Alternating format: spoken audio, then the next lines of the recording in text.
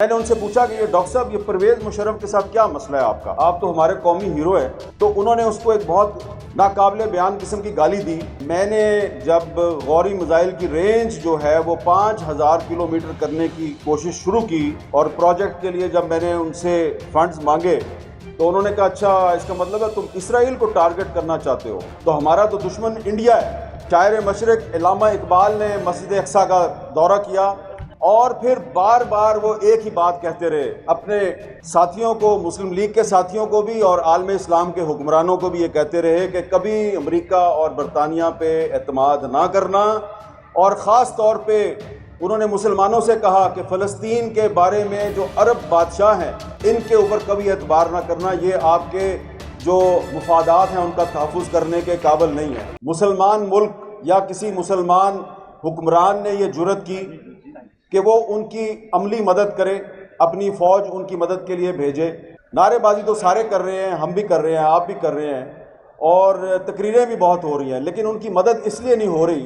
कि उनके इर्द गिर्द, फ़लस्तीन के इर्द गिर्द जो मुस्लिम ममालिक हैं और जिनकी हुकूमतें हैं वो आपको इसकी इजाज़त नहीं दे रहे। आप उनकी मदद तो करना चाह रहे हैं लेकिन वो आपको उसकी मदद करने की इजाज़त नहीं दे रहे। अभी हमारे एक बहुत ही मोहतरम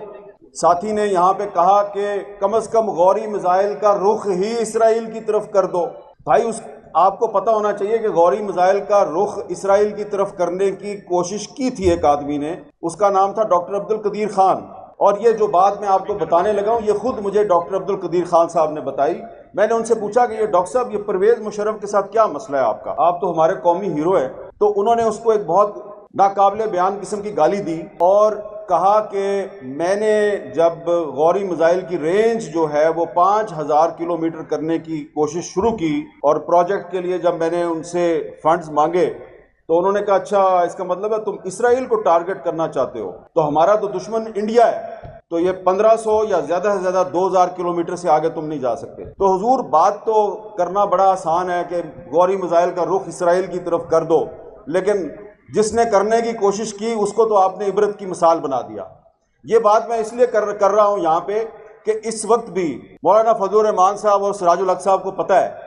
कि इस वक्त भी पाकिस्तान में वो लोग मौजूद हैं कि जो ऊपर से तो मजम्मत कर रहे हैं इसराइली बमबारी की, लेकिन अंदर से उनका दिल जो है वो कहीं और है। कोई लंबी चौड़ी बात नहीं करना चाह रहा। दिसंबर का महीना है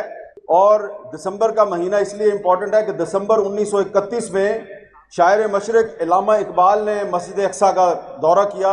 मुफ्ती आज़म फ़लस्तीन मुफ्ती अमीनुल हुसैन की दावत पर उन्होंने वहाँ पे खिताब किया था मस्जिद अक्सा में। और फिर बार बार वो एक ही बात कहते रहे अपने साथियों को, मुस्लिम लीग के साथियों को भी और आलम इस्लाम के हुक्मरानों को भी ये कहते रहे कि कभी अमेरिका और बरतानिया पे एतमाद ना करना।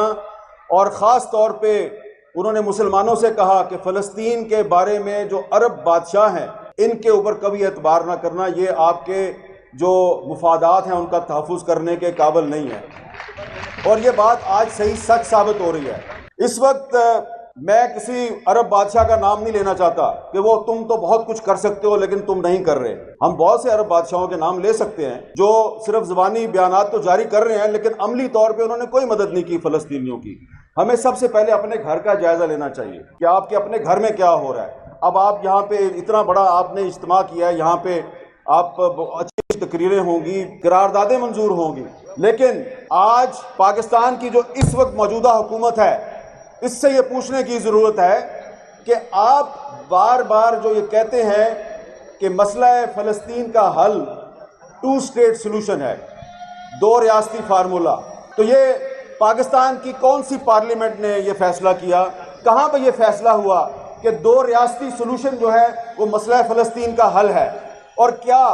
ये हमारे निगरान वज़ीर आज़म साहब जिन्होंने 2 स्टेट सॉल्यूशन की बात सबसे पहले की,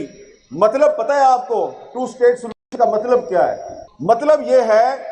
कि 2 स्टेट सॉल्यूशन का मतलब ये है कि जी आप इसराइल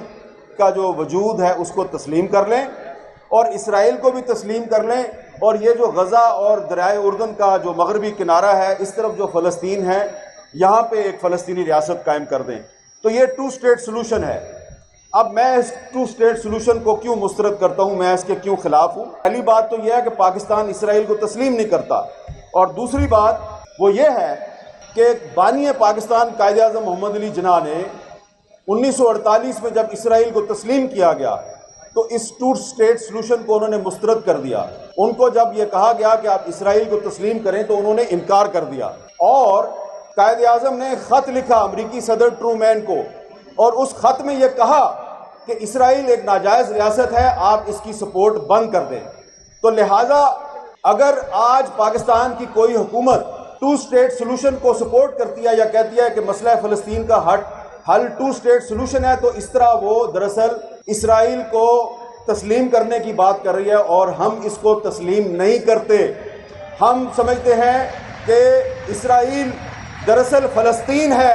اور پورے کا پورا فلسطین آزاد ہونا چاہیے. اب کہا جائے گا کہ یہ تو آپ اقوام متحدہ کی جو قراردادیں ہیں اس کی خلاف ورزی کر رہے ہیں، تو اقوام متحدہ کی ایک قرارداد تو کشمیر کے بارے میں بھی ہے، تو پھر آپ کو جو کشمیر کے بارے میں قرارداد ہے اس کا بھی احترام کرنا چاہیے. آپ کشمیر پہ قرارداد کا احترام نہیں کرتے، ہم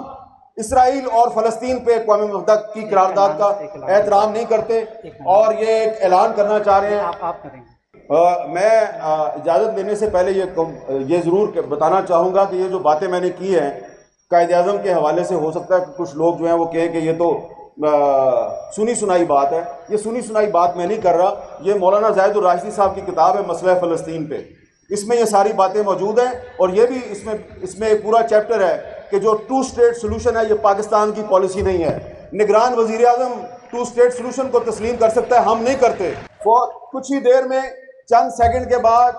حماس کے رہنما اسماعیل ہانیہ صاحب جو ہیں وہ ویڈیو لنک پر آپ کے اس اجتماع سے خطاب کریں گے، اور ہم ان کو یقین دلاتے ہیں، تمام یہاں پہ جو موجود علماء کرام اور لیڈرشپ ہے اور آپ کی طرف سے ہم ان کو یقین دلاتے ہیں کہ آپ ایک چٹان کی طرح اسرائیل کے سامنے کھڑے ہیں، اور ہم بھی آپ کے ساتھ کھڑے ہیں.